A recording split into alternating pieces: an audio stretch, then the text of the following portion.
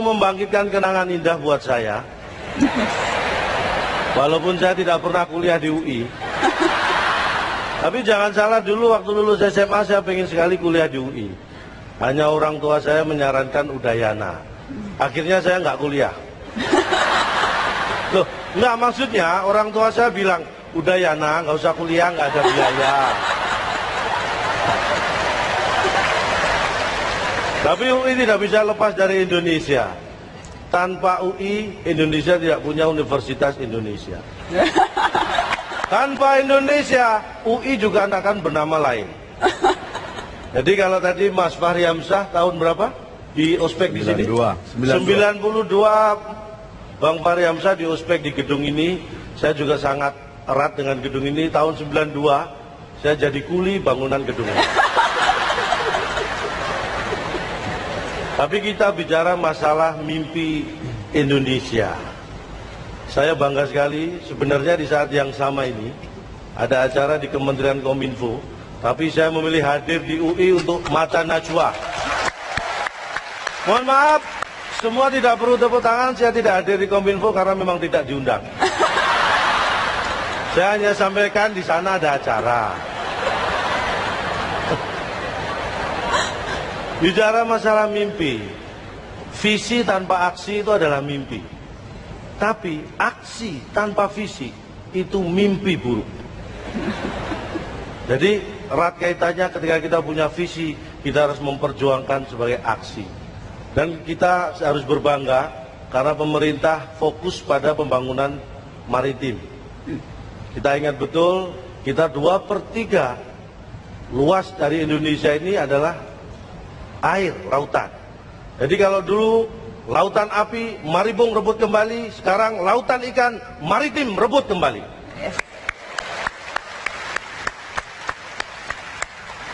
Bicara masalah penegakan hukum, bukan saya bermaksud sombong, tapi saya tahu walaupun sedikit. Ketika kita menegakkan hukum, di mana kita punya kedaulatan masalah itu, banyak tekanan dari bangsa lain. Prancis, Australia. Saya ingat hukum Newton. Tekanan itu bisa menimbulkan gaya. Kenapa negara kita mendapat banyak tekanan? Karena Prancis sama Australia kebanyakan gaya.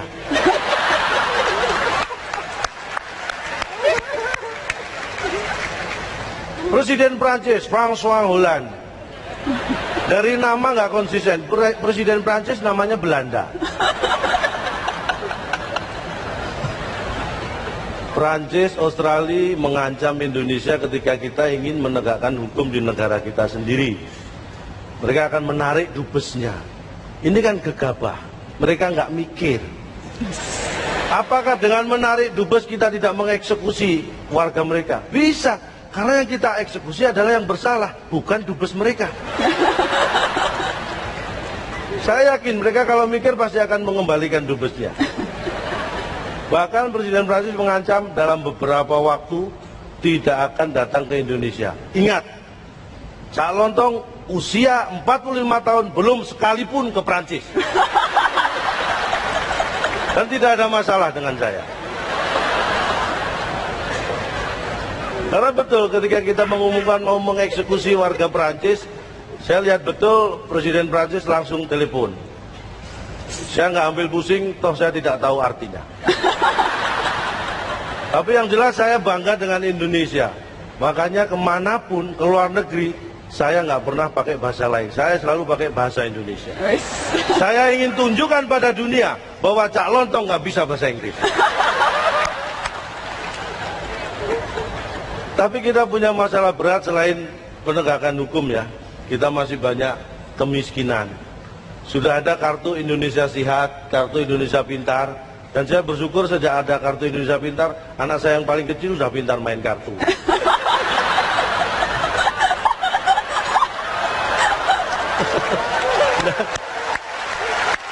Tapi yang harus kita punya bersama tanpa diberi adalah kartu Indonesia Sadar. Kita harus sadar menjadi bangsa Indonesia, kita harus mulai mikir. Karena apa? Pikiran itu hanya berfungsi seperti parasit. Ingat ya, parasit itu bisa berfungsi baik ketika dia terbuka dan berkembang. Pikiran juga harus seperti itu. Pikiran Anda harus terbuka dan berkembang supaya Anda bisa menjadi orang yang baik. Mungkin masih banyak koruptor. Kenapa masih banyak orang korupsi? Bedanya apa? Korupsi, koruptor. Kalau Anda menganggap koruptor adalah orang yang korupsi, itu salah. Tidak semua orang yang korupsi itu koruptor. Karena koruptor itu hanya orang yang ketangkap korupsi. Selama belum tertangkap, mungkin mereka masih pejabat, bukan koruptor. Jadi yang harus Anda ingat, kenapa banyak koruptor? Karena memang level koruptor lebih tinggi dari pejabat. Dan untuk menjadi koruptor memang harus jadi pejabat. Kalau pelawak seperti apa? Saya apa yang dikorupsi? Ya untung ada teman pelawak yang sudah mulai belajar. Seenggak-enggaknya bisa membanggakan seniman. Bicara masalah korupsi, kita jangan tetap harus menggunakan azas praduga tak bersalah, supaya kita tidak membenarkan sesuatu dengan cara yang salah. Jadi kalau kita melihat koruptor, jangan dilihat dari rumahnya, jangan dilihat dari mobilnya. Karena apa? Kalau kita melihat dari rumahnya, kita melihat dari mobilnya, berarti kita maling. Karena kita ada di rumah koruptor itu, padahal dia di luar rumah. Jadi perhatikan baik-baik. Ingat, Indonesia tidak akan jatuh karena ada ribuan pengemis, ribuan orang miskin. Tapi Indonesia bisa jatuh karena 10 koruptor. Untuk itu kita pertahankan koruptor tidak boleh lebih dari 9.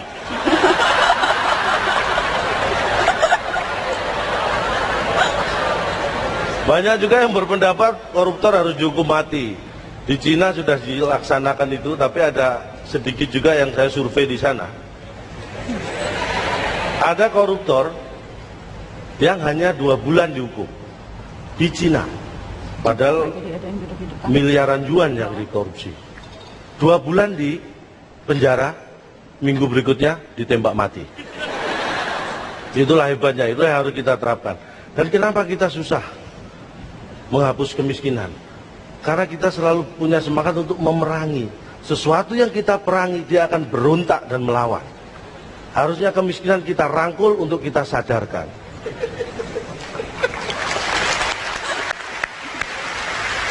Indonesia ini, mohon maaf, saya bukan mengkritik, tapi ada hal yang menurut saya kurang pas. Indonesia terlalu banyak gengsi. Ketika kita banyak ngomong tidak bertindak, kita dianggap hanya bisa ngomong. Itu juga menjadi kendala memberantas korupsi dan kemiskinan.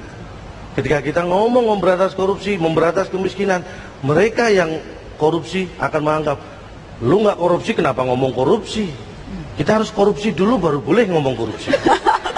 Itulah masalahnya. Itu yang harus kita kikis. Karena korupsi apapun bentuknya itu merugikan rakyat. Kuncinya hanya satu. Apa mereka tidak punya iman? Punya. Yang mereka tidak punya adalah mikir. Karena saya tahu persis, karena saya survei orang yang korupsi. Saya tanya, Anda tidak punya iman? Punya. Anda tidak punya harga diri? Punya. Tapi apakah Anda mikir? Tidak. Saya tahu betul, karena kebetulan orang tua saya. Jadi saya tahu persis. Dan bicara masalah anak negeri, Bapak Habibie salah satu yang sangat membanggakan. Sampai-sampai waktu saya kecil, ditanya tadi mimpi, cita-cita, saya pengen jadi Habibie. Dan sejak SMP, saya sadar bahwa cita-cita salah. Benar, saya sadari cita-cita saya salah kalau ingin seperti Habibie ketika SMP. Karena ketika SMP, mohon maaf, tinggi badan saya sudah lebih tinggi dari Pak Habibie. Jadi saya nggak bisa seperti Pak Habibie. Tapi semangatnya. Cintanya, Cak Lontong? Ya? Cintanya seperti cinta Habibie Ainun tidak? Oh, kalau cinta dengan pasangan saya nomor 1. Kenapa cinta pasangan saya nomor 1? Karena ada nomor 2, nomor 3. Bukan seperti itu. Kalau saya sama istri itu jalan-jalan ke mall, dia selalu saya gandeng, nggak pernah saya lepas. Karena kalau saya lepas dia belanja nggak karuan. Makanya saya ingin Anda semua meniru Bapak Habibie, seseorang yang bisa mengagumkan dan dikagumi oleh Indonesia. Dan saya, Cak Lontong, hanya bisa mengagumi Pak Habibie dan Indonesia. Mudah-mudahan apa yang saya sampaikan kurang bermanfaat. Tetap semangat, jangan kapok menjadi Indonesia. dan banggalah menjadi warga negara Indonesia. Saya Cak Lontong, salam lemper. Terima kasih Cak Lontong, salam lemper. Saya ingin minta komentar karena tadi banyak tanya soal korupsi. Jadi saya ingin minta komentar Mas Johan Budi. Mas Johan, bisa tidak kita sepakat salah satu agenda paling besar dan yang harus jadi mimpi semua orang adalah pemberantasan korupsi jadi yang utama di negeri ini?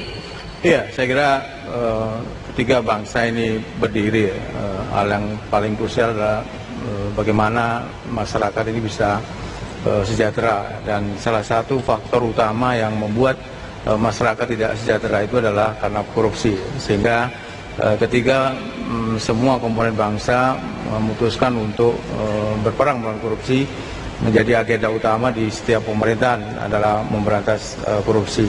Ada hal yang menurut saya yang hilang ya di zaman sekarang ini adalah soal keteladanan. Jadi Bu Kofifa tadi menyebut beberapa orang yang sekarang ini saya kira sangat langka ya.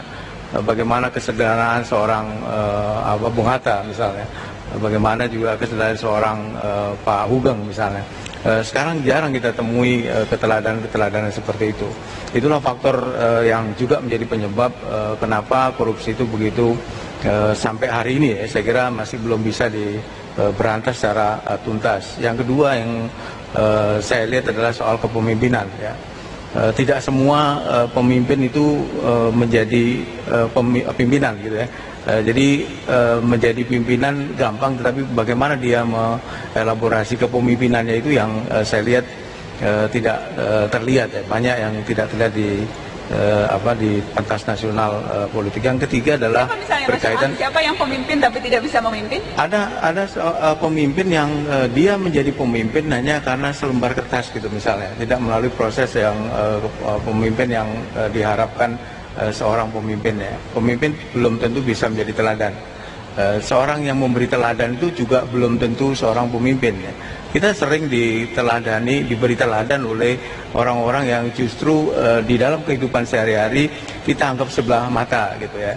Bagaimana seorang pesuruh di sebuah bank ya waktu itu menemukan uang yang beratus-ratus kali dari gajinya itu dikembalikan oleh yang bersangkutan. Nah, nilai-nilai ini kan keteladanan ini yang menurut saya sulit ditemukan sekarang, termasuk pemimpin tadi. Baik. Dan yang ketiga yang menurut saya yang penting adalah penegakan hukum dari Cak Lontong berkaitan dengan korupsi. Kita bicara pasti soal law enforcement ya. Itu tuh tiga poin yang menurut saya bisa menjadi salah satu hal yang mereduksi korupsi.